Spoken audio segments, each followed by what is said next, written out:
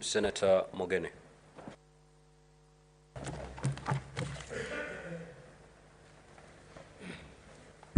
Yes, Mr. Speaker, I'm moved and saddened listening to the agony that has befallen the family of Jean Marie Serone. Mr. Speaker, it's a collective shame that as a nation, we have let the family of that great Kenyan to be subjected to the kind of suffering that I've had Senator Cherargei convey to the House, Mr. Speaker.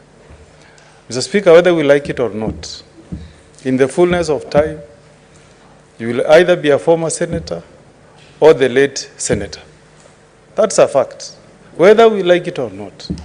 So, Mr. Speaker, when you hear such moving stories of a former great leader like Jean Marie Serone, you move us to almost shed tears on the floor of this House.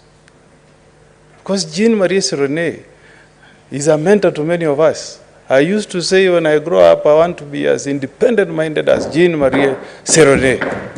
That is the legacy. There are people who slid through this house like a snake. You'll never have their footprints. But Jean Marie Serone, Mr. Speaker, left a record. It is really sad listening that even his own grave is being grabbed. Mr. Speaker, that's not the way to treat heroes. If you go to Washington, you will not move 3 streets before you see a street named after one of the great Americans. You'll see Lincoln something, George Washington somewhere. But yeah, you don't see anywhere anything reminding you about Jean Marie Serone. It is sad. It is sad. We don't want the senator leader to read about just Kenyatta and Moi. We want to read about, because some of us don't belong to the Kenyattas and the Mois. We belong to the Jean Marie Serone generation. Yeah? Those are the guys who have inspired many of us. So what you have brought to the House is really sad. And I've really started here agonizing what is the entry point for the House to do something about this, the agony that is facing the family of Jean Marie Serone. May God Almighty forgive us for the way we have treated that great son of this country. It is sad, Mr. Speaker, and I would not wish that to happen even to you when you exit from that seat.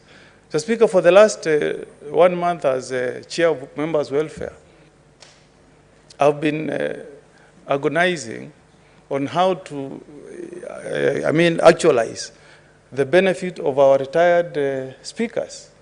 And you'll be surprised, Mr. Speaker, that one of our speakers, the respected Kenneth Marende, has written almost 10 letters to us, pleading with the state to reinstate his security, something that is entitled by law, Mr. Speaker. You can imagine, my speaker, Mr. Speaker, sir, you retire, instead of us giving you what you legally deserve, because you have occupied that seat of speaker. You start again sending correspondence to Parliamentary Service Commission to give to you what belongs to you. Not every Kenyan will ever be lucky to sit where you are sitting, Mr. Speaker. So when you retire, Mr. Speaker, you should be treated with honor. Our former speakers have never been paid their retirement packs. So they're almost in that category of the mistreatment that the family of Jean Marie Serone is facing. And this issue, I don't know when we'll ever fix it. I don't know where the committee that will deal with this petition over unlawful arrest and detention. You know, Mr. Speaker, this, as I'm speaking, there is a police officer who has sworn an affidavit in court stating that he was, I don't know the word he used, he was harassed, threatened to effect arrest against a sitting deputy president of this country. And he just swears it, that affidavit, presents it in court, and we proceed as if nothing has happened. For a police service that in Article 244 of the Constitution is supposed to uphold the tenets of human rights and professionalism. But that guy is still serving in the police force as we speak today. Meaning that The way the late Jean Marie Serone was unlawfully arrested and detained, the police force and our 2010 Constitution is still behaving the same way. Last week, you saw what happened to Stuart Mazayo. You are arrested, charged, your case stays for 3 days. Before you even appoint a lawyer, your case is withdrawn. It's like it's fashionable now to arrest members of parliament. Senator Cherage here was dragged to court on a Friday afternoon. The intention was to have him spend a weekend in police cells. When I visited him in Gigiri, Mr. Speaker, Honorable Senator here slept on a corridor. All night. On a corridor, Mr. Speaker. So when we get this kind of petition, it should prick our conscience. Because one day, Senator Galwale, it will be you, tomorrow it will be me.